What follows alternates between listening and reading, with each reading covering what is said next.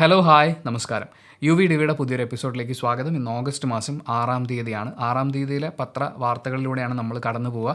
ഇതിനു മുമ്പ് 3, 4, 5 തീയതികളിലെ UV ഞാൻ പത്രങ്ങളൊക്കെ മാർക്ക് ചെയ്ത് വെച്ചിട്ടുണ്ടായിരുന്നു. പക്ഷേ ഷൂട്ട് ചെയ്യാനുള്ളൊരു ടൈമിംഗ് ശരിയായി വന്നില്ല. അപ്പോൾ അതും കൂടി ഞാൻ ഇതിനോടൊപ്പം ഷൂട്ട് ചെയ്യുന്നുണ്ട്. അത് സെപ്പറേറ്റ് ആയിട്ട് അപ്ലോഡ് ചെയ്യുന്നതാണ്. ഇന്ന് മനോരമയുടെ ഫ്രണ്ട് പേജിൽ നിന്ന് ആരംഭിക്കുമ്പോൾ ബംഗ്ലാദേശ് കലാപം, അവിടെ നിന്ന് ബംഗ്ലാദേശ് പ്രധാനമന്ത്രി പലായനം ചെയ്തതും ഭരണമേറ്റെടുത്ത് പട്ടാളം എന്നുള്ളതുമാണ് ഫ്രണ്ട് പേജിൽ വാർത്തയായിട്ടുള്ളത്. ഇതിനെ തുടർന്ന് എല്ലാ പത്രങ്ങളും, ഇത് മെയിൻ വാർത്ത തന്നെയാണ്, എല്ലാ പത്രങ്ങളും റിപ്പോർട്ട് ചെയ്തിട്ടുണ്ട്. നമ്മുടെ അതിർത്തി പങ്കിടുന്ന ഒരു രാജ്യത്തൊരു കലാപം ഉണ്ടാകുന്നു, പ്രധാനമന്ത്രി അവിടുന്ന് മാറുന്നു എന്നൊക്കെ പറയുമ്പോൾ സ്വാഭാവികമായും നമ്മളും അതിൽ ചില കാര്യങ്ങൾ പ്രതീക്ഷിക്കണമല്ലോ. അത് കൂടി ചേർന്നുകൊണ്ട് നമ്മുടെ ഓഹരി വിപണിയിൽ വലിയൊരു ആഘാതം ഉണ്ടായിട്ടുണ്ട്. അതും പത്രങ്ങളൊക്കെ പ്രാധാന്യത്തോടു കൂടി തന്നെ റിപ്പോർട്ട് ചെയ്യുന്നുണ്ട്. ഈ ബംഗ്ലാദേശിലെ കലാപത്തിൻ്റെ കാരണം എന്ന് പറയുന്നത് വളരെ ചുരുങ്ങിയ വാക്കുകളിൽ ഇങ്ങനെയാണ്. 1971 ബംഗ്ലാദേശ് വിമോചന പോരാട്ടത്തിൽ പങ്കെടുത്തവരുടെ കുടുംബാംഗങ്ങൾക്ക് സർക്കാർ ജോലിയിലുണ്ടായിരുന്ന 30% സംവരണം അത് നിർത്തലാക്കിയിട്ടുണ്ടായിരുന്നു. അത് ഹൈക്കോടതി ഉത്തരവിനെ തുടർന്ന് പുനഃസ്ഥാപിക്കാനുള്ളൊരു തീരുമാനമായി. അപ്പോഴാണ് അവിടെ വിദ്യാർത്ഥി സമരം ആരംഭിക്കുന്നത്. അത് പിന്നീട് ഒരു കലാപമായിട്ട് മാറുകയായിരുന്നു. ഈ സംവരണം 30% എന്നുള്ളത് 5%-ലേക്കൊക്കെ മാറ്റിയിരുന്നു. എങ്കിൽ പോലും ആ കലാപം വളരെ ശക്തമാവുകയായിരുന്നു. ബംഗ്ലാദേശ് പ്രധാനമന്ത്രി ഷെയ്ഖ് ഹസീനയുടെ രാജി ആവശ്യപ്പെട്ടുകൊണ്ട് വിവേചന വിരുദ്ധ വിദ്യാർത്ഥി പ്രസ്ഥാനം എന്ന കൂട്ടായ്മ വളരെ ശക്തമായി കലാപം മുന്നോട്ട് കൊണ്ടുപോയി. 2 ദിവസത്തെ ഏറ്റുമുട്ടലുകളിൽ 157 പേർ കൊല്ലപ്പെട്ടു. ഭരണകക്ഷിയായ അവാമി ലീഗിന്റെ പ്രവർത്തകരും പ്രക്ഷോഭകരെ നേരിടാനിറങ്ങിയതോടെ രാജ്യമെങ്ങും കലാപാന്തരീക്ഷമായി. ഉരുൾപൊട്ടൽ ദുരന്തവുമായിട്ട് ബന്ധപ്പെട്ട് ഹൃദയത്തെ തൊടുന്നൊരു വാർത്ത ഫ്രണ്ട് പേജിലുണ്ട്. അതിനോടൊപ്പം നമ്മുടെ സർക്കാർ ജീവനക്കാർ 5 ദിവസത്തെ ശമ്പളം മുഖ്യമന്ത്രിയുടെ ദുരിതാശ്വാസ നിധിയിലേക്ക് നൽകും എന്ന് പറയുന്നൊരു വാർത്തയുണ്ട്. അത് ഡീറ്റെയിൽ ആയിട്ട് വായിക്കണമെന്ന് എനിക്ക് തോന്നുന്നു. വയനാട് ദുരിതബാധിതരെ സഹായിക്കാൻ സർക്കാർ ജീവനക്കാർ 5 ദിവസത്തെ ശമ്പളം നൽകാമെന്ന് സംഘടനകൾ മുഖ്യമന്ത്രി പിണറായി വിജയനെ അറിയിച്ചു. ഈ സർക്കാർ ജീവനക്കാരുടെ അവരുടെ സംഘടനകളുണ്ടല്ലോ, പക്ഷേ അത് തവണകളായി നൽകാനുള്ള സൗകര്യം വേണമെന്നും നിർബന്ധിതമാക്കരുതെന്നും ആവശ്യപ്പെട്ടിട്ടുണ്ട്. ഇത് സർക്കാരിൻ്റെ പരിശോധനയിലാണുള്ളത്. സംഘടനാ നേതാക്കളെ ക്ഷണിച്ചു വരുത്തിയാണ് മുഖ്യമന്ത്രി അഭ്യർത്ഥന വെച്ചത്. പിടിക്കും എന്നല്ല, നിങ്ങളിങ്ങനെ മുന്നോട്ട് വരണം എന്നുള്ളത്. സാലറി ചലഞ്ച് എന്ന് പറയുന്നൊരു പ്രയോഗം ഉണ്ടായിട്ടില്ല. പക്ഷേ മറ്റ് പത്രങ്ങളിൽ സാലറി ചലഞ്ച് എന്നുള്ള രീതിയിൽ തന്നെയാണ് അവർ ഹെഡിങ് കൊടുത്തിരിക്കുന്നത്. എന്തായാലും സാലറി ചലഞ്ച് എന്ന പ്രയോഗം ഉണ്ടായിട്ടില്ല. മാസം 1 ദിവസത്തെ ശമ്പളം എന്ന നിലയ്ക്ക് 5 തവണകളായി നൽകാൻ താല്പര്യപ്പെടുന്നവർക്ക് അതിനുള്ള അവസരം നൽകണമെന്ന് സംഘടനകൾ ആവശ്യപ്പെട്ടു. ഒറ്റ തവണയായി നൽകാനോ 5-ലേറെ ദിവസത്തെ ശമ്പളം നൽകാനോ ആഗ്രഹിക്കുന്നവർക്ക് അതുമാകാം എന്നും പറഞ്ഞു. അപ്പോൾ ഓരോരുത്തരുടെ സിറ്റുവേഷൻ അനുസരിച്ചിട്ടാണ്. ഒരു മാസം 5 ദിവസത്തെ ശമ്പളം മാറുന്നു എന്ന് പറയുമ്പോൾ ഒരുപാട് EMIകളും കാര്യങ്ങളൊക്കെ പ്ലാൻ ചെയ്തിട്ടുള്ള ആളുകൾക്ക് അതൊരാഘാതമായി മാറിയേക്കാം. അപ്പോൾ അത് തവണകളായി കൊടുക്കാൻ പറ്റുക എന്ന് പറയുന്നത് കുറച്ചും കൂടി ഹെൽപ്ഫുള്ളാണ്. മുണ്ടക്കൈ ദുരന്തത്തിന് ഒരാഴ്ച തികയുമ്പോൾ മരണം 227 എന്നും മനോരമ റിപ്പോർട്ട് ചെയ്യുന്നുണ്ട്. അകത്തെ പത്രത്തിലേക്ക് വരുമ്പോൾ വളരെ പ്രധാനപ്പെട്ടൊരു വാർത്ത, ഈ ഹേമ കമ്മിറ്റി റിപ്പോർട്ട്.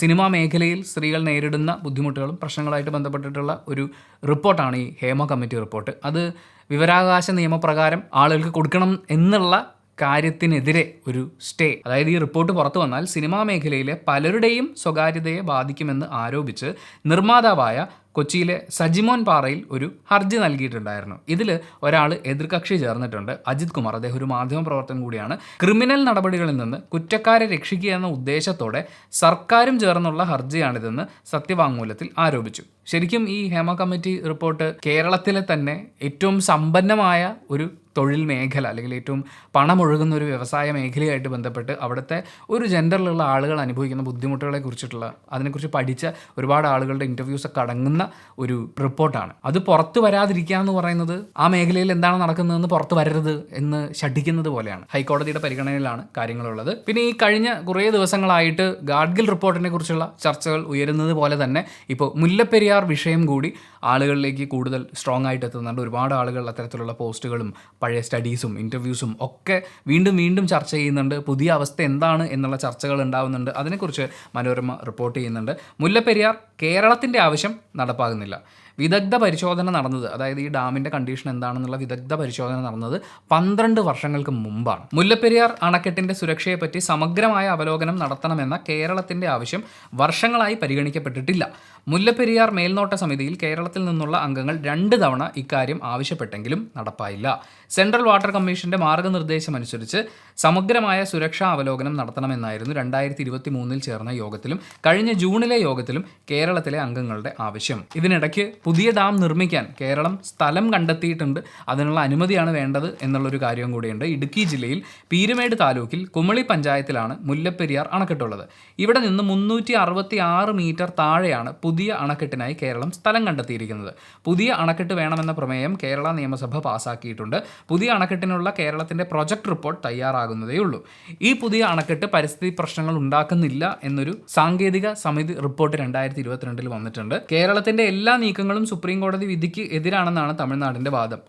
പാട്ടക്കരാർ നിലനിൽക്കുന്നതിനാൽ തമിഴ്നാടിന് അനുമതി ലഭിച്ചാലേ പുതിയ അണക്കെട്ട് യാഥാർത്ഥ്യമാകൂ, അല്ലെങ്കിൽ അനുകൂലമായ കോടതി വിധി ലഭിക്കണം. തമിഴ്നാടിനെ സംബന്ധിച്ച് അവരുടെ ഒരു വലിയ രാഷ്ട്രീയ ആയുധം എന്ന് പറയാവുന്ന ഒന്നാണ് മുല്ലപ്പെരിയാർ അണക്കെട്ട്. കാരണം അവിടെ നിന്ന് ജലം ലഭിക്കുന്നത് വഴി തമിഴ്നാട്ടിലൊരു വലിയ ഭാഗത്ത് ജീവിക്കാനും കൃഷിക്കും ഒക്കെ ആവശ്യമായ വെള്ളം കിട്ടുന്നുണ്ട്. അത് വന്നില്ലെങ്കിലോ ഇല്ലയോ എന്നൊക്കെ പറയുന്നത് പോലത്തെ ഒരുപാട് സംശയങ്ങളും ഒക്കെ ഉണ്ട്. അപ്പോൾ അതിനെ അങ്ങനെ തന്നെ നിലനിർത്തി പോകുമ്പോഴാണ് ഓരോ പ്രാവശ്യം ഇലക്ഷന് പറയാൻ ഒരു വലിയ വാഗ്ദാനം ഉണ്ടാവുക. പക്ഷെ അത് നമ്മളിലുണ്ടാക്കുന്ന, കേരളത്തിൽ പ്രത്യേകിച്ച് മുല്ലപ്പെരിയാർ അണക്കെട്ട് പൊട്ടിയാൽ എന്ത് സംഭവിക്കും എന്നൊക്കെ പറയുന്ന വലിയ സംശയങ്ങളുള്ള, ആ സംശയങ്ങളെക്കുറിച്ച് ആലോചിച്ച് ടെൻഷൻ അടിക്കുന്ന, കാരണം ഇത്ര ജില്ലകളെ ബാധിക്കും എന്ന് നമ്മളൊക്കെ പല പോസ്റ്റുകളിലൂടെയും പലരും പറഞ്ഞൊക്കെ അറിഞ്ഞിട്ടുള്ളതാണ്. അപ്പോൾ ആ ജില്ലകളിൽ താമസിക്കുന്നവരടക്കം എല്ലാവരുടെയും ഉള്ളിലൊരു തീയാണിത്. അതിനെ അഡ്രസ്സ് ചെയ്യുന്നില്ല എന്നുള്ളതാണ് ഇതിലൊരു പ്രധാന പ്രശ്നം. അവിടെ നമ്മൾ മാതൃഭൂമിയിലേക്ക് വരുമ്പോൾ നേരത്തെ നമ്മൾ പറഞ്ഞ ബംഗ്ലാദേശിലെ കലാപം ഒരു വലിയ വിഷയമായിട്ട് തന്നെ അവർ കവർ പേജിൽ ഡീൽ ചെയ്തിട്ടുണ്ട്.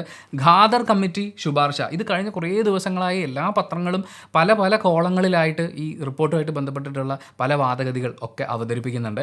ഈ റിപ്പോർട്ട് വന്നു കഴിഞ്ഞാൽ എന്തൊക്കെ സംഭവിക്കും, വന്നാൽ ഇത് അംഗീകരിക്കാൻ പറ്റില്ല, ഇത് വന്നാൽ ശരിയാവില്ല എന്നൊക്കെ തുടങ്ങിയുള്ള അധ്യാപക സംഘടനാ നേതാക്കളുടെ ഭാഗത്തു നിന്നാണെങ്കിലും ഗവൺമെൻറ്റിൻ്റെ ഭാഗത്തു നിന്നാണെങ്കിലും ഇങ്ങനെ ഒരുപാട് ചർച്ചകൾ നടന്നുകൊണ്ടിരിക്കുകയാണ്.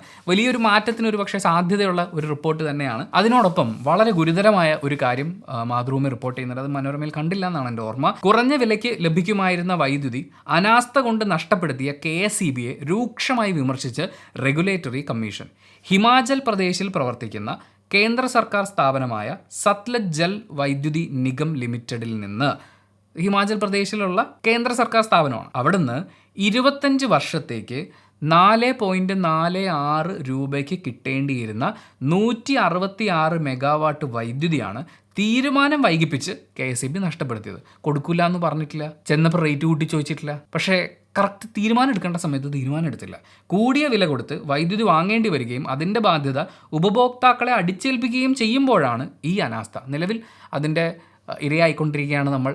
ഇതിനിടയ്ക്ക് സോളാർ പാനൽ വീടിൻ്റെ മുകളിൽ വെച്ചിട്ടുള്ള ആളുകൾക്ക് അങ്ങനെ വൈദ്യുതി ഉൽപ്പാദിപ്പിക്കുന്നതിന് അവരുടെ നിന്ന് പൈസ വാങ്ങുന്ന ഒരു രീതി ഉണ്ടായിരുന്നു. അത് മാറ്റിയിട്ടുണ്ടെന്ന് പത്രങ്ങളിലൊക്കെ റിപ്പോർട്ട് ചെയ്യുന്നുണ്ട്. പക്ഷേ പാരമ്പര്യേതര സ്രോതസ്സുകളിൽ നിന്ന് കുറഞ്ഞ നിരക്കിൽ വൈദ്യുതി കിട്ടാനുള്ളപ്പോൾ അത് വാങ്ങാനുള്ള കരാറുകളിൽ ഏർപ്പെടാൻ KSEB തയ്യാറാവുന്നില്ലെന്നും കമ്മീഷൻ കുറ്റപ്പെടുത്തി. 2023 ഏപ്രിൽ 24 1500 മെഗാവാട്ട് വൈദ്യുതിക്ക് സത്ലജ് നിഗം താല്പര്യമുള്ളവരെ ക്ഷണിച്ചത്. ഇതിൽ 166 മെഗാവാട്ട് മാത്രം വാങ്ങാൻ KSEB തീരുമാനിച്ചു. നമുക്ക് അത്രയേ ആവശ്യമുള്ളൂ എന്നൊക്കെ പറയുന്ന പോലെ കുറഞ്ഞ റേറ്റിന് കിട്ടുകയാണിത്. ആ വർഷം ഡിസംബർ 11 എത്ര വേണമെന്ന് അറിയിക്കാൻ കമ്പനി KSEBക്ക് കത്തയച്ചു. 4 മാസം കഴിഞ്ഞ് ഈ മാർച്ചിലാണ് KSEB ആവശ്യം അറിയിച്ചത്. അപ്പോഴേക്കും മറ്റ് സംസ്ഥാനങ്ങൾ വാങ്ങിപ്പോയി. അപ്പോൾ ഇതെന്താണ് സംഭവിച്ചത് എന്നറിയാൻ വേണ്ടിയിട്ട് റെഗുലേറ്ററി കമ്മീഷൻ ഒരു റിപ്പോർട്ട് ചോദിച്ചു KSEBയോട്. ഇതിൽ KSEB നൽകിയ വിശദീകരണം തൃപ്തികരമല്ലെന്ന് കമ്മീഷൻ കുറ്റപ്പെടുത്തി. വൈദ്യുതി ചാർജ് കൂട്ടണം എന്നൊക്കെ പറഞ്ഞുകൊണ്ട് ഈ കഴിഞ്ഞ കുറേ നാളത്തെ പത്രങ്ങളൊക്കെ എടുത്ത് നോക്കുകയാണെങ്കിൽ റെഗുലേറ്ററി കമ്മീഷൻ മുഖാന്തരം KSEB ഈ യൂണിറ്റിനുള്ള റേറ്റ് കൂട്ടാൻ ശ്രമിക്കുന്നു, അതുപോലെയുള്ള ഒരുപാട് കാര്യങ്ങളും. അത് ഏറ്റവും ലാസ്റ്റ് ഇതിൻ്റെ എല്ലാം പ്രശ്നം ബാധിക്കാൻ പോകുന്നത് എൻഡ് യൂസേഴ്സ് ആയിട്ടുള്ള നമ്മളൊക്കെയാണ്, സാധാരണക്കാരായിട്ടുള്ള ജനങ്ങളാണ്. ഡിസംബറിൽ ഡീറ്റെയിൽസ് സബ്മിറ്റ് ചെയ്യാൻ പറയുമ്പോൾ അത് 4 മാസം കഴിഞ്ഞ് ചെന്ന് കഴിഞ്ഞാൽ അവരിതും കെട്ടിപ്പിടിച്ചുകൊണ്ടിരിക്കും, അയ്യോ KSEB എന്ന് പറഞ്ഞൊരു സ്ഥാപനം വരാനുണ്ട്, അവർക്ക് കൊടുക്കാനുള്ള കറണ്ടാണെന്ന്. അതുകൊണ്ട് ആർക്ക് നഷ്ടം? തീർച്ചയായും ഇതുപോലെയുള്ള വാർത്തകൾ ഇത്രയും പ്രാധാന്യത്തോടു കൂടി തന്നെ ജനങ്ങളിലേക്ക് എത്തിക്കണം.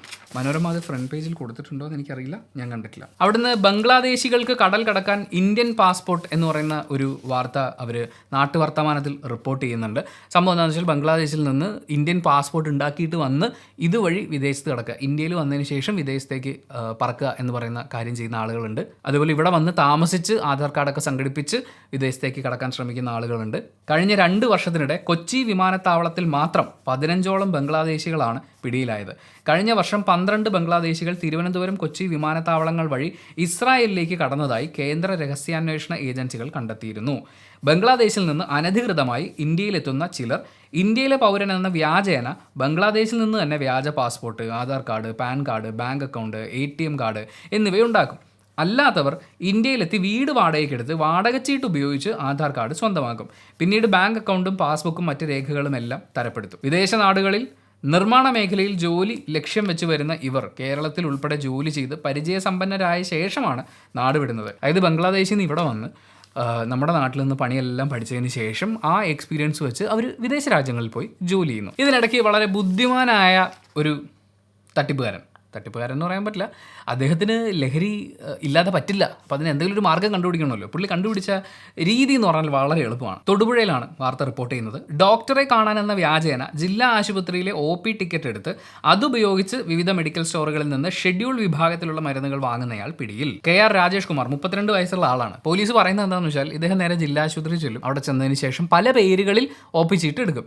എന്നിട്ട് അവിടെ നിന്ന് തന്നെ ഈ മാനസിക അസ്വസ്ഥത അനുഭവിക്കുന്ന ആളുകൾക്കുള്ള മരുന്നുകളുണ്ട്. ആ മരുന്നുകൾ ഒരു ഓവർ ഡോസിൽ കഴിച്ചു കഴിഞ്ഞാൽ ലഹരി അകത്തി എന്നതുപോലെ ഒരു അവസ്ഥ ഉണ്ടാവും. ഇദ്ദേഹം ചെയ്തത് എന്താണെന്ന് വെച്ചാൽ ഈ മരുന്നുകളെല്ലാം നോക്കി വെച്ചിട്ട് ഇതെല്ലാം കുറിച്ചെടുക്കും. എന്നിട്ട് വ്യാജ സീലൊക്കെ പുള്ളി തന്നെ ഉണ്ടാക്കി വെച്ചിട്ടുണ്ട്. ആ സീൽ അടിച്ച് നേരെ മെഡിക്കൽ സ്റ്റോറിൽ പോയി മരുന്ന് വാങ്ങിക്കും. കൂടുതൽ അളവിൽ ഇത്തരം മരുന്ന് കഴിച്ചാൽ ലഹരി ഉണ്ടാകും. ഇതിനു വേണ്ടിയാണ് ഇയാൾ OP ടിക്കറ്റ് എടുത്ത് വ്യാജ കുറിപ്പെടി തയ്യാറാക്കുന്നതെന്നും പോലീസ് പറഞ്ഞു. വ്യാജരേഖകൾ ചമച്ചതിനാണ് പ്രധാനമായും കേസെടുക്കുന്നതെന്നും കൂടുതൽ അന്വേഷണം നടത്തുമെന്നും തൊടുപുഴ SHO S മഹേഷ് കുമാർ അറിയിച്ചു. തീർച്ചയായും അതിൽ കൂടുതൽ അന്വേഷണങ്ങൾ നടത്തേണ്ടതുണ്ട്. ഇദ്ദേഹം മാത്രമാണോ ഈ മരുന്നുകൾ കഴിക്കുന്നത്? അത് വിതരണം ചെയ്യുന്നുണ്ടോ? പ്രത്യേകിച്ച് കുട്ടികൾക്കിടയിൽ ഇത് വിതരണം ചെയ്യുന്നുണ്ടോ? അതൊരു വലിയ സീരിയസ് ആയിട്ടുള്ള ഒരു കാര്യമാണ്. ഇത് പുള്ളി ഉപയോഗിക്കുന്നു എന്ന് പറയുമ്പോൾ വ്യാജരേഖകളും അത് ഒരു കേസാണ്. പക്ഷേ ഇതിന് വിൽപ്പന സാധ്യത പുള്ളി കണ്ടെത്തിയിട്ടുണ്ടെങ്കിൽ അതൊരു വലിയ ഒഫൻസായിട്ട് കരുതേണ്ടതുണ്ട്. ഇതിൽ കൂടുതൽ ആളുകൾ കണക്റ്റഡ് ആണോ എന്ന് അന്വേഷിക്കേണ്ടതുണ്ട്. ഒരുപാട് ആവശ്യങ്ങളുണ്ട്. ഇതിനിടയ്ക്ക് നിന്റെ ചാട്ടം എങ്ങോട്ടാണെന്ന് എനിക്ക് മനസ്സിലാവുന്നുണ്ട് കേട്ടോ എന്ന് സുപ്രീം കോടതി ഒരു കേസിൽ പറയുകയുണ്ടായി. സംഭവം എന്താണെന്ന് വെച്ചാൽ ഈ മനുഷ്യൻ്റെ ശരീരഭാഗങ്ങളില്ലേ, ഇത് ഇലക്ഷന് ചിഹ്നമാക്കാൻ പാടില്ല എന്ന് തെരഞ്ഞെടുപ്പ് കമ്മീഷന് നിർദ്ദേശം നൽകണം എന്ന് സുപ്രീം കോടതിയിൽ ഒരു ഹർജി ചെന്നു. കൈപ്പത്തി, കാല്, തല എന്നൊക്കെ പറയുന്ന പോലെ ശരീരഭാഗങ്ങൾ ഉപയോഗിക്കാൻ പാടില്ല എന്ന്. ഇതെന്ത് പരാതിയാണ് എന്ന് ചോദിച്ച സുപ്രീം കോടതി ഹർജിക്കാരുടെ ലക്ഷ്യം കൈപ്പത്തി ചിഹ്നമാണെന്നും പറഞ്ഞു. Surguja society for fast justice എന്ന സംഘടന നൽകിയ ഹർജിയാണ് ചീഫ് ജസ്റ്റിസ് DY ചന്ദ്രചൂഡ് അധ്യക്ഷനായ ബെഞ്ച് തള്ളിയത്. എന്ത് ബുദ്ധിപരമായ നീക്കാണെന്നൊക്കെ, മനുഷ്യ ശരീരം ഉപയോഗിക്കാൻ പാടില്ല എന്ന് പറഞ്ഞ് അങ്ങനെ ചുറ്റി ഒരു രാഷ്ട്രീയ പാർട്ടിയുടെ, ഒരു ദേശീയ രാഷ്ട്രീയ കക്ഷിയുടെ ചിഹ്നം ഇല്ലാതാക്കാൻ വേണ്ടിയിട്ടുള്ള നീക്കമാണ്. ഭയങ്കരം തന്നെ. ഇത് കൂടാതെ വായിച്ച് പോകുന്തോറും ഭയങ്കര ഡെസ്പാവുന്നൊരു കാര്യമാണ്. പക്ഷേ ഇങ്ങനെയുള്ള കാര്യങ്ങൾ നമ്മുടെ നാട്ടിൽ നടക്കുന്നുണ്ട് എന്ന് ആലോചിക്കുമ്പോഴാണ് ഒരു സ്ത്രീ അവർ ജന്മം നൽകിയ കുഞ്ഞിനെ ഉടൻ തന്നെ വീടിൻ്റെ തൊട്ടടുത്തുള്ള കരിയില കൂട്ടങ്ങൾക്കുള്ളിൽ ഉപേക്ഷിച്ചു. ഒട്ടും സേഫ് അല്ലാത്ത ഒരു ജനിച്ച കുഞ്ഞിനെ കൊണ്ട് കിടത്താൻ പാടില്ലാത്തൊരു സ്ഥലത്ത് അവർ കൊണ്ടുപോയി കിടത്തി. പക്ഷേ പോലീസുകാരുടെ കയ്യിലേക്ക് നാട്ടുകാരൊക്കെ അറിഞ്ഞതിനെ തുടർന്ന് പോലീസിൻ്റെ കയ്യിൽ കുട്ടിയെ കിട്ടി. കുട്ടിയെ രക്ഷിക്കാനുള്ള ശ്രമം പോലീസ് ആവതും നോക്കി 2 ആശുപത്രികളിലായി ഓടി അവർ. പക്ഷേ കുഞ്ഞിനെ രക്ഷിക്കാൻ പറ്റിയില്ല. എന്തായാലും അതിൻ്റെ കേസന്വേഷണമൊക്കെ ചുരുളഴിഞ്ഞു വരുമ്പോൾ കല്ലുവാതുക്കലിൽ കരിയിലക്കൂട്ടത്തിൽ ഉപേക്ഷിച്ച നവജാത ശിശു മരിച്ച കേസിൽ അമ്മ കുറ്റക്കാരിയാണെന്ന് കോടതി കണ്ടെത്തി. ചൊവ്വാഴ്ച ശിക്ഷ വിധിക്കും. അപ്പം നാളത്തെ വാർത്തയായിരിക്കും മറ്റ് പത്രങ്ങളിലൊക്കെ ഉണ്ടാവുക. ഇത് ഞാൻ വേറെ പത്രങ്ങളിൽ കണ്ടതായിട്ട് ഓർക്കുന്നില്ല. 2021 ജനുവരി 5 പുലർച്ചെയായിരുന്നു കേസിനാസ്പദമായ സംഭവം. ജനിച്ച് അധിക സമയമാകാത്ത ആൺകുഞ്ഞിനെയാണ് പൊക്കിൾക്കൊടി പോലും മുറിച്ചു മാറ്റാതെ രേഷ്മയുടെ വീടിന് പിന്നിൽ റബ്ബർ തോട്ടത്തിലെ കരിയിലക്കൂട്ടത്തിൽ ഉപേക്ഷിച്ച നിലയിൽ കണ്ടെത്തിയത്. അപ്പോൾ ഈ കുഞ്ഞ് ആരുടേതാണ് എന്ന് മനസ്സിലാവണമല്ലോ. കുഞ്ഞിനെ അവിടെ കൊണ്ട് ഉപേക്ഷിച്ചത് എന്തായാലും ഒരുപാട് ദൂരെ നിന്നുള്ള ആൾക്കാരായിരിക്കില്ല. പോലീസുകാർ അവിടെ പരിസര പ്രദേശത്തുള്ള ആളുകളുടെ DNA സാമ്പിൾ, ബ്ലഡ് സാമ്പിളൊക്കെ എടുത്തിട്ടുണ്ടായിരുന്നു. അങ്ങനെ നടത്തിയ പരിശോധനയിലാണ് ഈ പ്രതിയുടെ കല്ലുവാതുക്കൽ ഈഴായിക്കോട് പേഴുവിള വീട്ടിൽ രേഷ്മ അവരുടെ ഭർത്താവിൻ്റെയും കുഞ്ഞാണിത് എന്ന് തിരിച്ചറിഞ്ഞു. അത് വായിച്ചു കഴിഞ്ഞപ്പോൾ എനിക്ക് ഭയങ്കര കൺഫ്യൂഷനായി. അതായത് അവർ ഭാര്യയും ഭർത്താവുമാണ്, അവർക്കൊരു കുഞ്ഞുണ്ടാവുന്നു. ഈ കുഞ്ഞിനെ ഭാര്യ ഭർത്താവിനെ അറിയിക്കാതെ ഗർഭം കൊണ്ട് നടക്കുകയും പ്രസവിച്ചതിന് ശേഷം കുഞ്ഞിനെ ഉപേക്ഷിക്കുകയും ചെയ്യുന്നു. ഇതിൻ്റെ കാരണം എന്താണെന്ന് വെച്ച് കഴിഞ്ഞാൽ വിഷ്ണുവിനും രേഷ്മയ്ക്കും ഓൾറെഡി 3 വയസ്സുള്ള പെൺകുട്ടി ഉണ്ടായിരുന്നു. രണ്ടാമതൊരു കുഞ്ഞു കൂടി ഉണ്ടാവുകയാണെങ്കിൽ നിന്നെ ഞാൻ സ്വീകരിക്കില്ല എന്നൊരാൾ പറഞ്ഞു. ആ പറഞ്ഞ ആളാരാണെന്നറിയോ? ഫേസ്ബുക്കിലൂടെ ചാറ്റ് ചെയ്ത് മാത്രം രേഷ്മയ്ക്ക് പരിചയമുള്ള ഒരാളാണ്. അയാളുടെ ജീവിതത്തിലേക്ക് അയാൾ ക്ഷണിക്കാമെന്ന് പറഞ്ഞു. പക്ഷേ രണ്ടാമതൊരു കുഞ്ഞുണ്ടെങ്കിൽ പറ്റില്ല. അങ്ങനെ കാമുകൻ പറഞ്ഞു കഴിയുമ്പോൾ കാമുകി ഇങ്ങനെ ചെയ്തു എന്നുള്ളത് വല്ലാതെ ഞെട്ടിക്കുന്ന ഒരു കാര്യമാണ്. ഇനി ഇതൊന്നുമല്ല എന്നെ ഞെട്ടിച്ച ഏറ്റവും പ്രധാനപ്പെട്ട കാര്യം. ഈ കാമുകൻ എന്ന് പറയുന്ന ആൾ, ഫേസ്ബുക്ക് കാമുകൻ എന്ന് പറയുന്നയാളെ ഈ പെൺകുട്ടി കണ്ടിട്ടേയില്ല. ആ കാമുകൻ ആരാണ് എന്നുള്ളത് പോലീസ് കണ്ടെത്തി. അതായത് ഇപ്പോൾ പ്രതിസ്ഥാനത്ത് നിൽക്കുന്ന പെൺകുട്ടി ഉണ്ടല്ലോ, ആ പെൺകുട്ടിയുടെ ഭർത്താവിൻ്റെ സഹോദരൻ്റെ ഭാര്യയും മോളും കൂടി ചേർന്ന് ഒരു ഫേക്ക് അക്കൗണ്ട് ഉണ്ടാക്കിയിട്ടാണ് ഇവരുമായിട്ട് ചാറ്റ് ചെയ്തുകൊണ്ടിരുന്നത്. രേഷ്മയുടെ ഭർത്താവ് വിഷ്ണുവിൻ്റെ സഹോദര ഭാര്യ ആര്യയും സഹോദരി പുത്രി ഗ്രീഷ്മയുമായിരുന്നു ഫേസ്ബുക്കിലൂടെ കാമുകൻ എന്ന വ്യാജേന ചാറ്റ് ചെയ്തിരുന്നത്. രേഷ്മയുടെ അറസ്റ്റിനെ തുടർന്ന് പോലീസ് ആര്യയെയും ഗ്രീഷ്മയെയും കണ്ടെത്തുമെന്ന ഘട്ടം വന്നപ്പോൾ രണ്ടുപേരും ഇത്തിക്കര ആറ്റിൽ ചാടി ആത്മഹത്യ ചെയ്തതും നാടിനെ നടുക്കിയ സംഭവമായിരുന്നു. ഇതിലാരാണ് ഏറ്റവും പ്രധാന കുറ്റക്കാർ, അല്ലെങ്കിൽ എവിടെയാണ് ഈ ക്രൈം ആരംഭിച്ചത്? എത്ര ജീവനുകളാണ് നഷ്ടപ്പെട്ടത്? ഇത് അവരൊരു തമാശയ്ക്ക് ആരംഭിച്ചതായിരിക്കുമോ, അതോ മറ്റെന്തെങ്കിലും ഉദ്ദേശം അതിനുണ്ടായിരുന്നിരിക്കുമോ? എന്തായാലും ഒട്ടും ചിന്തിക്കാതെയൊക്കെയുള്ള ചെയ്ത്തുകളാണ് ഇത്രയും ഭീകരമായൊരു കാര്യത്തിലേക്ക് എത്തിയത്. ഇത് മുഴുവൻ വായിച്ചു കഴിഞ്ഞിട്ട് ഞാൻ കുറച്ചു നേരം താടിക്ക് കൊടുത്തിരുന്നു പോയി. ഇവർ തമാശയ്ക്ക് തുടങ്ങിയതായിരിക്കുമോ, അതോ തൻ്റെ ഭർത്താവിൻ്റെ സഹോദരൻ്റെ ഭാര്യയെ ടെസ്റ്റ് ചെയ്യാൻ വേണ്ടി ഇവർ ചെയ്തതായിരിക്കും, അതോ ഇനി മറ്റെന്തെങ്കിലും കാര്യമുണ്ട്, ദേഷ്യം കൊണ്ടായിരിക്കുമോ? ഇങ്ങനെയുള്ള എന്ത് കാര്യം കൊണ്ടാണെങ്കിലും എവിടെ ആരംഭിച്ച് എവിടെയാണ് ചെന്ന് നിന്നത്? ഈ ലോകത്തോട് ഒരു തെറ്റും ചെയ്തിട്ടില്ലാത്ത, ഒരു മനുഷ്യനെ പോലും നേരിട്ട് കാണുകയോ ഉപദ്രവിക്കുകയോ ഒന്നും ചെയ്തിട്ടില്ലാത്ത ഒരു കുഞ്ഞിൻ്റെ ജീവൻ അവസാനിപ്പിക്കുന്ന മൊമെൻ്റ് വരെ അത് എത്തിയില്ലേ? അവിടെ നമ്മൾ മാധ്യമത്തിലേക്ക് വരുമ്പോൾ മറ്റ് പത്രങ്ങളിലുള്ള വാർത്തകളൊക്കെ തന്നെയാണ് പ്രധാനമായിട്ടുള്ളത്. അത് കൂടാതെ അതിൽ വളരെ ചെറിയ കോളത്തിൽ വന്നൊരു വാർത്തയാണെങ്കിലും പ്രാധാന്യമുണ്ട് എന്നെനിക്ക് തോന്നിയത്. യൂട്യൂബ് ചാനലുകളെ നിയന്ത്രിക്കണം എന്നാവശ്യപ്പെട്ട് സമർപ്പിച്ച ഹർജിയിൽ ചെന്നൈ ഹൈക്കോടതി കേന്ദ്ര സർക്കാരിന് നോട്ടീസ് അയച്ചു. ചീഫ് ജസ്റ്റിസ് കൃഷ്ണകുമാറും ബാലാജിയും അടങ്ങുന്ന ബെഞ്ചാണ് തിങ്കളാഴ്ച കേസ് പരിഗണിച്ചത്. ചെന്നൈ സ്വദേശി പാർത്ഥിപനാണ് ഹർജിക്കാരൻ. കാരണം എന്താണെന്ന് വെച്ചാൽ യൂട്യൂബ് ചാനലുകളെ നിയന്ത്രിക്കാൻ നിയമ സംവിധാനമൊന്നുമില്ലെന്നും ക്രിമിനൽ കേസുകളിൽ പോലും ഇവർ മാധ്യമ വിചാരണ നടത്തുകയാണെന്നും ഇത് പോലീസിൻ്റെ അന്വേഷണത്തെ ദോഷകരമായി ബാധിച്ചിരിക്കുകയാണെന്നും ഹർജിയിൽ പറയുന്നു. യൂട്യൂബ് ചാനലുകളുടെ പ്രവർത്തനം ക്രമപ്പെടുത്താൻ നടപടി വേണമെന്നും ഹർജിയിൽ ആവശ്യപ്പെടുന്നു. ഒരു കൃത്യമായ ധാരണയൊക്കെ ആവുന്നതിന് മുമ്പ്, ഇപ്പം നമ്മൾ തൊട്ടു മുമ്പ് പറഞ്ഞത് ഒരു ക്രൈമാണ്, ആ ക്രൈമിൽ കോടതിയുടെ വിധിയും കൂടി ചേർത്തിട്ടാണ് ഞാൻ ഈ കാര്യങ്ങൾ അവതരിപ്പിക്കുന്നത്. പക്ഷേ ഇതൊന്നുമില്ലാതെ ഒരു കേസ് ഉണ്ടാവുമ്പോൾ തന്നെ ഈ കഥാപാത്രങ്ങളെയൊക്കെ വെച്ചുകൊണ്ട് അപസർപ്പക കഥകളൊക്കെ മെനഞ്ഞുകൊണ്ടിരിക്കുന്ന യൂട്യൂബർമാരുണ്ട്. അത് എനിക്കൊന്ന് തമിഴിൽ കുറച്ചും കൂടി കൂടുതലായിട്ടുണ്ടാവാം. അങ്ങനെ എന്തെങ്കിലും പ്രശ്നങ്ങളുള്ളതുകൊണ്ടായിരിക്കാം പുള്ളി പറഞ്ഞത്. പക്ഷേ മലയാളത്തിൽ അതിന് ഒരു കുറവുമില്ല. സ്യൂഡോ സയൻസ്, പിന്നെ വിദേശ രാജ്യങ്ങളൊക്കെ ഹോക്സ് ന്യൂസ് ആണ് എന്ന്, അതായത് വ്യാജ വാർത്തയാണെന്ന് എല്ലാ കൊച്ചു കുഞ്ഞുങ്ങളും പറഞ്ഞിട്ടുള്ള വാർത്തകളും അതിൻ്റെ കട്ടിങ്ങും ക്ലിപ്പും ഒക്കെ എടുത്തുകൊണ്ട് വന്നിട്ട് നിങ്ങൾക്കറിയോ അവിടെ പ്രേതം ഉണ്ടായിരുന്നു എന്ന് പറയുന്ന സ്റ്റുപ്പിഡ് എന്നൊക്കെ പറയാവുന്ന സാധനങ്ങളൊക്കെ എടുത്തുകൊണ്ട് വന്ന് കോണ്ടന്റ് ഉണ്ടാക്കുന്ന യൂട്യൂബർമാരുണ്ട്. അതിനൊരു ഫിൽറ്ററിങ് പരിപാടി നല്ലതാണ്. വ്യാജ വാർത്തകൾ പ്രചരിപ്പിക്കുന്നവർക്കെതിരെ അതിപ്പോൾ യൂട്യൂബിലല്ല എവിടെയാണെങ്കിലും പത്രങ്ങളിലാണെങ്കിലും നടപടി ഉണ്ടാവണം. ദേശാഭിമാനിയിലേക്ക് വരുമ്പോൾ തിരുവനന്തപുരത്ത് 5 പേർക്ക് കൂടി അമീബിക് മസ്തിഷ്ക ജ്വരം എന്ന് പറയുന്ന ഒരു വാർത്തയുണ്ട്. Amoebic meningoencephalitis. ഞാൻ ഈ പറഞ്ഞതിൽ എന്തെങ്കിലും തെറ്റുണ്ടെങ്കിൽ ക്ഷമിക്കണം. തിരുവനന്തപുരത്ത് ഈ അമീബിക് മസ്തിഷ്ക ജ്വരം, അമീബിക് മെനിഞ്ചോ എൻസെഫലൈറ്റിസ് സ്ഥിരീകരിച്ച സാഹചര്യത്തിൽ അതീവ ശ്രദ്ധ വേണമെന്ന് ആരോഗ്യമന്ത്രി Veena George. State level rapid response team യോഗം ചേർന്ന് സ്ഥിതിഗതികൾ വിലയിരുത്തി. പായൽ പിടിച്ചു കിടക്കുന്നതോ മൃഗങ്ങളെ കുളിപ്പിക്കുന്നതോ ആയ കുളങ്ങളിലെ വെള്ളം ഉപയോഗിക്കുന്നവർ മുൻകരുതലുകൾ എടുക്കണം. മലിനമായ വെള്ളത്തിൽ കുളിക്കുകയോ മുഖം കഴുകുകയോ ചെയ്യരുത്. ഇവിടെ കുളിച്ചവർക്ക് തീവ്രമായ തലവേദന, പനി, ഓക്കാനം, ഛർദി, കഴുത്ത് തിരിക്കാൻ ബുദ്ധിമുട്ട് തുടങ്ങിയവ കണ്ടാൽ ചികിത്സ തേടണം. വേനൽക്കാലത്ത് വെള്ളത്തിൻ്റെ അളവ് കുറയുന്നതോടെയാണ് അമീബ വർദ്ധിക്കുന്നത്. വെള്ളത്തിലിറങ്ങുമ്പോൾ അടിത്തട്ടിലെ ചേറിലുള്ള അമീബ വെള്ളത്തിൽ കലങ്ങി മൂക്കിലൂടെ ശരീരത്തിൽ പ്രവേശിക്കും. രോഗാണുബാധ ഉണ്ടായി 9 ദിവസത്തിനുള്ളിൽ ലക്ഷണങ്ങളുണ്ടാവും. കെട്ടിക്കിടക്കുന്ന വെള്ളത്തിൽ കുളിക്കുന്നത് പരമാവധി ഒഴിവാക്കണം. മൂക്കിൽ വെള്ളം കയറാതിരിക്കാൻ നേസൽ ക്ലിപ്പ് ഉപയോഗിക്കുന്നത് നല്ലതാണെന്നും മന്ത്രി നിർദ്ദേശിച്ചു. ഇത് മുഴുവൻ ദേശാഭിമാനിയിലുള്ളത് ഞാൻ അതുപോലെ വായിച്ചതാണ്. ഏറ്റവും പ്രാധാന്യമുള്ള കാര്യം തന്നെയാണ്. ഇപ്പോൾ മഴക്കാലവും പരിപാടിയൊക്കെയാണ്. പല ആളുകളും സുന്ദരമായ പ്രകൃതി ദൃശ്യങ്ങൾ പകർത്താൻ വേണ്ടിയിട്ടുള്ള യാത്രകൾ പ്ലാൻ ചെയ്യുന്നുണ്ടാവും. മലയോര പ്രദേശങ്ങളിലേക്കുള്ള യാത്രകൾ സൂക്ഷിച്ചും കണ്ടും മാത്രം ചെയ്യുക. എന്തായാലും ആ യാത്രകളുടെയൊക്കെ ഭാഗമായിട്ട് കുളങ്ങളൊക്കെ കാണുമ്പോൾ നമുക്കൊന്ന് കുളിച്ചേക്കാൻ തോന്നും. പിന്നെ വീടിനടുത്തോ അല്ലെങ്കിൽ കുറച്ച് മാറിയൊക്കെയുള്ള അമ്പലക്കുളങ്ങൾ പോലെയുള്ള സ്ഥലങ്ങളിലൊക്കെ പോയി കുളിക്കുന്ന ആളുകളുണ്ട്. പക്ഷേ ഇത്തരം ഒരു സാധ്യത നമ്മളതിന് മുന്നിൽ കാണണം. പിന്നെ മറ്റൊരു വാർത്ത ദേശാഭിമാനി റിപ്പോർട്ട് ചെയ്യുന്നത് വാഷിങ്ടൺ എന്ന് മാത്രമേ കൊടുത്തിട്ടുള്ളൂ. അമേരിക്കയിൽ അമിതവണ്ണം കുറയ്ക്കാൻ കഠിന വ്യായാമം ചെയ്യിപ്പിച്ചതിനെ തുടർന്ന് 6 വയസ്സുകാരൻ മരിച്ച സംഭവത്തിൽ അച്ഛന് 25 വർഷം തടവ്. 6 വയസ്സുള്ള കൊച്ചിൻ്റെ അമിതവണ്ണം കുറപ്പിക്കാൻ വേണ്ടിയിട്ട് അയാൾ ചെയ്ത പരിപാടി എന്താണെന്ന് വെച്ചാൽ 2021 ട്രെഡ്മില്ലിൽ വ്യായാമം ചെയ്യിപ്പിക്കുന്നതിൻ്റെ വീഡിയോ ദൃശ്യം പുറത്തു വന്നു എന്നുള്ളതാണ്. ട്രെഡ്മില്ലിൽ അത്രയും പണിയെടുപ്പിച്ചിട്ടുണ്ടായിരുന്നു. അങ്ങനെ ഒരു വിഷ്വലായിരുന്നു അത്. വിഷ്വലി ഞാൻ കണ്ടിട്ടില്ല. അതിൻ്റെ വലിയ കുറിപ്പോ കാര്യങ്ങളൊന്നും ദേശാഭിമാനിയിലില്ല. വളരെ ചെറിയൊരു വാർത്തയാണുള്ളത്. പക്ഷേ കുഞ്ഞുങ്ങളെ അമിതവണ്ണത്തിലേക്ക് എത്തിക്കുന്ന ആ ആരോഗ്യശീലങ്ങളിൽ നിന്ന് പിന്നിലേക്ക് കൊണ്ടുവന്നിട്ട് വേണം ഈ ഒരുപാട് എക്സസൈസ് ചെയ്യിപ്പിക്കാനും.